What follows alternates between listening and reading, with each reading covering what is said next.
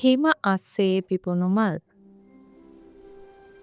මීට බොහෝ කාලයකට පෙර දැඩි සීතලක් තිබුණු එක්තරා රටක මරුෂ්කා කියලා ඉතාමත් කරුණාවන්ත අහිංසක දැරියක් ජීවත් වුණා. නමුත් ඇයට සිටියේ ඉතාමත් ක්‍රූර කුඩම්මා කෙනෙක් සහ ඇගේ කම්මැලි දියණිය හොලේනා. වහාම ගෙන ඔයාගේ වැටික බලන්න.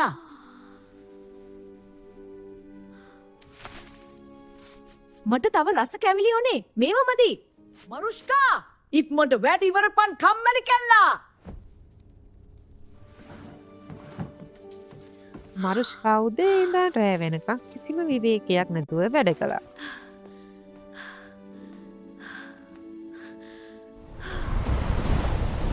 එක් ජනවාරි මාසයක දරුණු හිම කුණාටුවක් ආවා.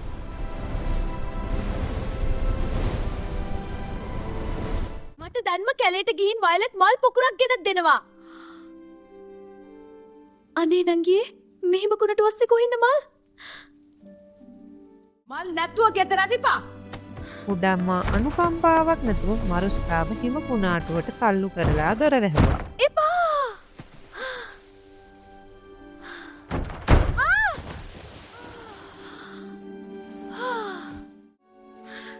හිම වැටෙන ජනවාරි මාසයේ කොහෙද වයලට් මල් පිපෙන්නේ? මරුෂ්කා බයෙන් අඬ අඬා කැලෑව මැදට ගියා. දැන් එගේ අත්පා හිරි වැටිලා ඇවිද ගන්නවත් ශක්තියක් නැහැ. දෙවියනේ මට උදව් කරන්න. එක පාරටම කන්දක් මුදුනේ ඇය ලොකු එළියක් දැක්කා. ඇය අන්තිම ශක්තියත් එකතු කරගෙන ඒ එළිය දිහාට ඇවිදගෙන ගියා. එතන තිබුණේ ලොකු ගිනි මැලයක්. ඒ වටේට පුද්ගලයන් 12 දෙනෙක් වාඩි වෙලා හිටියා. ඒ තමයි අවුරුද්දේ මාස 12 නියෝජනය කරන දෙවියන්. පුංචි දාරිය මේ දරුණු රැකයාලේ මොකද කරන්නේ? මම මෙයාවේ වයලට් මල් පොකුරක් හොයගෙන ස්වාමිනී.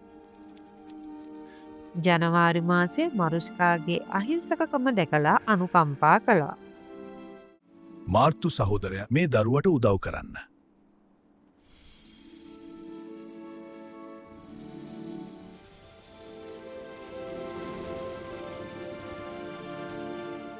බිය වෙන්න එපා මරුෂ්කා. මාර්තු මාසේ අර සැර යටිය අරගෙන හිම මත වැද්දුවා.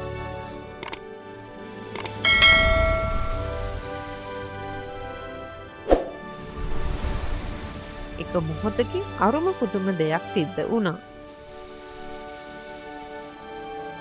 හිම දිය වෙලා ගස්වල කොළ ලියලලා කැලෑවට වසන්තේ උදා වුණා.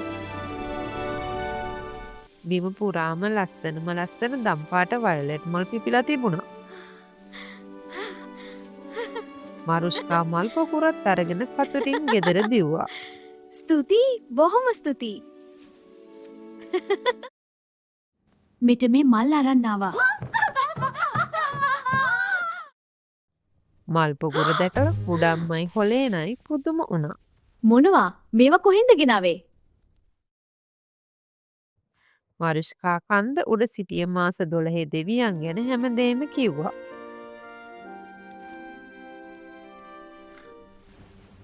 මම යනවා කැලේට. මම මල් නෙමේ රත්තරන්ුයි අපලුයි ඉල්ල ගන්නවා. හොලේනා තණ්හාවෙන් පිරලා කැලෑවට ගියා. ඇයත් අර ගිනි මෙලේ ළඟටම ගියා. ඒයි මහල්ලෝ මට අපලුයි රත්තරන්ුයි දීපල්ලා. ඇගේ අහංකාරකම දැකලා ජනවාරි මාසයට ගොඩක් කේන්ති ගියා. කපටිකමටයි තණ්හාවටයි මෙහෙ ඉන්නක් නැහැ. ඔහු සැරයටිය වෙනවා විතරයි මුළු කැලෑවෙම දරුණු හිම කුණාටුවකින් වැහිලා ගියා.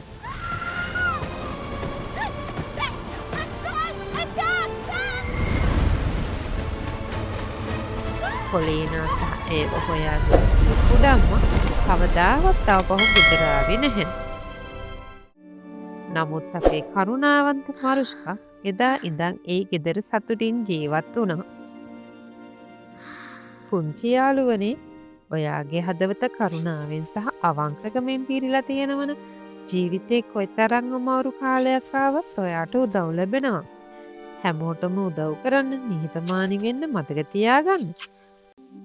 අයිබෝවන් මෙන්න මගේ නව එහෙලිය.